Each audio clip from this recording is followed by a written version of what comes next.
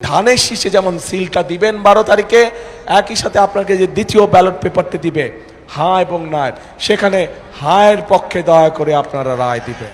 নির্বিশেষে সবাইকে হাঁয়ের পক্ষে ভোট দেওয়ার আহ্বান জানিয়েছেন বিএনপির চেয়ারম্যান তারেক রহমান।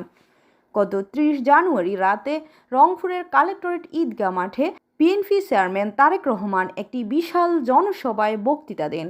সেখানে তিনি ধানের শীষে ভোটের পাশাপাশি আসন্ন গণভোটে হাঁয়ের ভোট দেওয়ার জন্য সকল নাগরিককে আহ্বান করেন।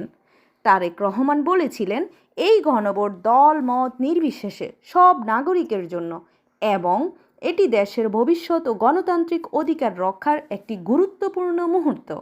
আপনি যখন ধানের শীষে ভোট দেবেন তখন দ্বিতীয় ব্যালট পেপারে ইয়েস পদে ভোট দিন। দেশের গণতন্ত্রকে শক্তিশালী করার জন্য তারেক রহমান তার বক্তব্যে জুলাই আন্দোলন ও সবার ত্যাগকে সম্মান জানিয়ে হ্যাঁ ভোট দেওয়ার আহ্বান করেন এবং বলেন, জনগণের অধিকার ও ভোটের গুরুত্ব আজও অটুট রাখতে হবে।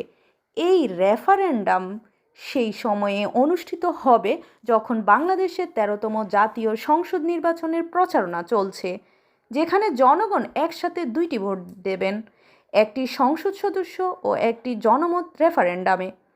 আপনার কি মনে হয় এই আহ্বান জনগণের মন গঠনে কী প্রভাব ফেলবে? নিচে কমেন্টে জানাতে ভুলবেন না। ভিডিওটি ভালো লাগলে লাইক দিন, সাবস্ক্রাইব করুন এবং শেয়ার করুন।